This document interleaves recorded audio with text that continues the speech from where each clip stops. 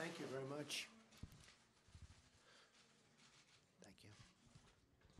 I want to thank Secretary Carson, along with Isaac Newton Ferris, Jr., and the many distinguished guests for joining us here today. It's a great honor. Earlier this week, I had the tremendous privilege to join Isaac and Alveda to sign into law legislation redesignating the Martin Luther King Jr. National Historic Site to the Martin Luther King Jr. National Historic Park. The new law expands the area protected, and historic sites for the future generations of Americans are becoming so important, and this is a great honor for us and a great honor to Dr. King. Today we gather in the White House to honor the memory of a great American hero, the Reverend Dr. Martin Luther King Jr. On January 15th, 1929, Martin Luther King Jr. was born in Atlanta, Georgia. He would go on to change the course of human history. As a young man, Dr. King decided to follow the calling of his father and grandfather to become a Christian pastor. He would later write that it was quite easy for me to think of a God of love, mainly because I grew up in a family where love was central.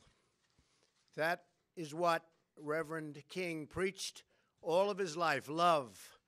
Love for each other, for neighbors, and for our fellow Americans. Dr. King's faith and his love for humanity led him and so many other heroes to courageously stand up for civil rights of African Americans. Through his bravery and sacrifice, Dr. King opened the eyes and lifted the conscience of our nation. He stirred the hearts of our people to recognize the dignity written in every human soul. Today we celebrate Dr. King for standing up for the self-evident truth Americans hold so dear, that no matter what the color of our skin or the place of our birth, we are all created equal by God. This April, we will mark a half-century since Reverend King was so cruelly taken from us by an assassin's bullet. But while Dr. King is no longer with us, his words and his vision only grow stronger through time. Today we mourn his loss, we celebrate his legacy, and we pledge to fight for his dream of equality, freedom, justice, and peace. I will now sign the proclamation making January 15th, 2018, the Martin Luther King Jr. federal holiday, and encourage all Americans to observe this day with acts of civic work and community service in honor of Dr. King's extraordinary life, and it was extraordinary indeed, and his great legacy. Thank you. God bless you all, and God bless America.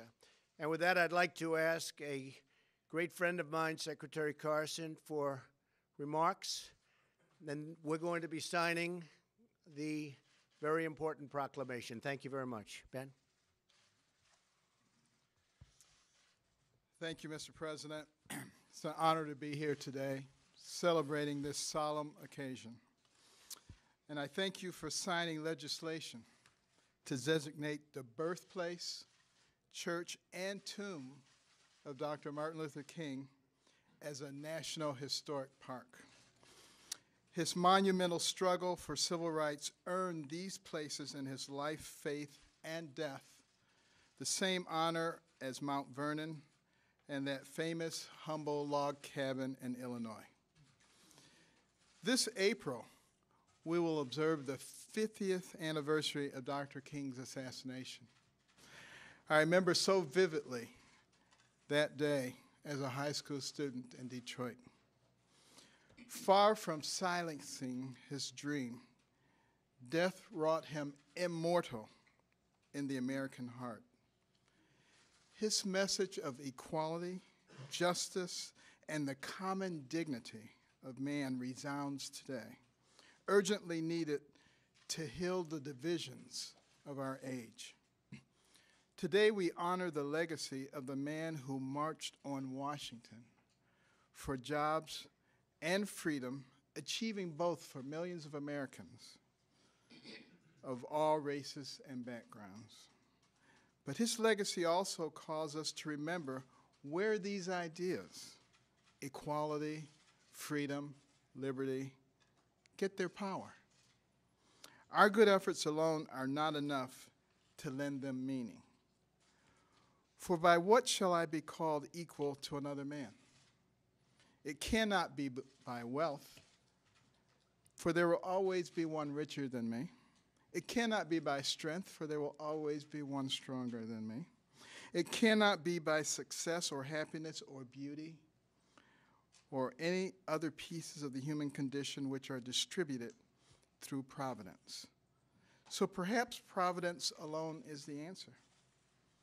We hold these truths to be self-evident, that all men are created equal, that they are endowed by their Creator with certain unalienable rights, that among these are life, liberty, and the pursuit of happiness. With these familiar words, our Declaration of Independence recognizes the true author of our common dignity, one that is beyond every human law and institution. If we forget this source of our fundamental equality, then our fight to recognize it in our society will never be fulfilled.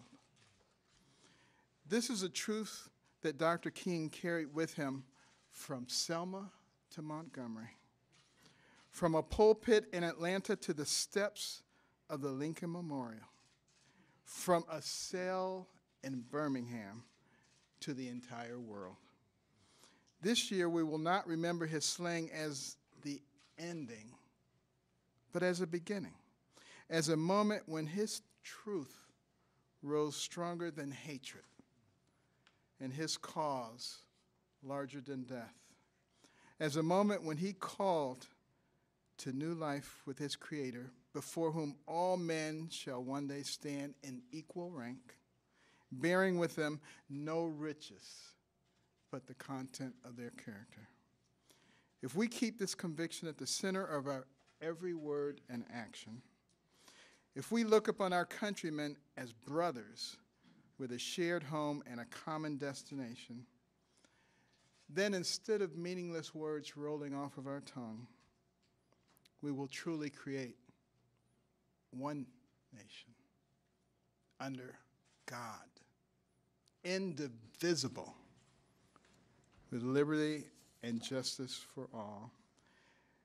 And we're going to have a word from Pastor Isaac Newton Ferris, the nephew of Dr. Martin Luther King.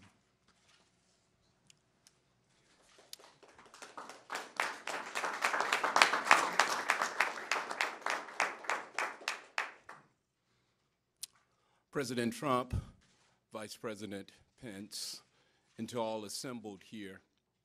If my uncle were here today, the first thing he would say is, what are we or what are you doing for others? And that's why it was so important that my aunt Coretta Scott King returned to the Congress now about 10 years ago and asked that the meaning of the holiday be changed. We did not want the King holiday just to be a day of hero worship. As his nephew, I certainly think that he was one of the greatest Americans that we've produced. But it should not be a day of hero worship. And that's why the Congress agreed with my aunt and also made it a day of service. So that we, on that day, as a matter of fact, at the King Center, we refer to it as a day on, not a day off.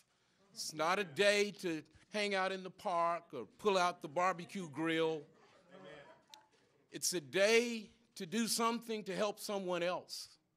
And that can be as simple as delivering someone's trash or picking up the newspaper for that elderly person who can't get to the end of the driveway. Bottom line, you're doing something that benefits someone other than yourself. That's the proper way to remember my uncle and the proper way to celebrate the King holidays. So President Trump, thank you for taking the time to acknowledge this day. Thank you for remembering that we're all Americans, and on this day we should be united in love for all Americans. Thank you, Mr. President. Thank you, Mr. Vice President.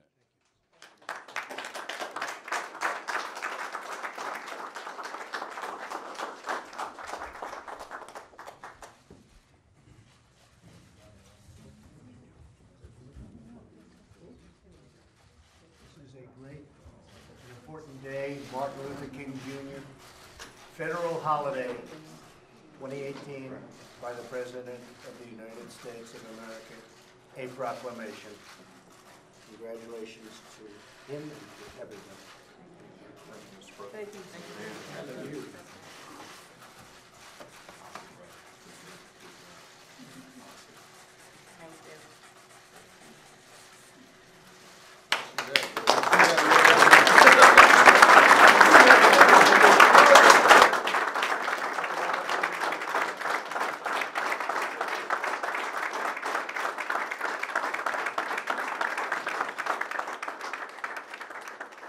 Mr. President, will you give an apology for the statement yesterday?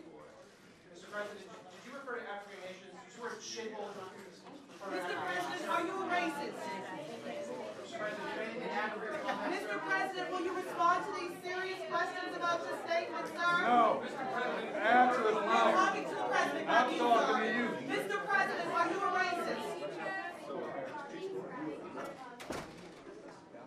Thank you, Mr. Scott, for being present.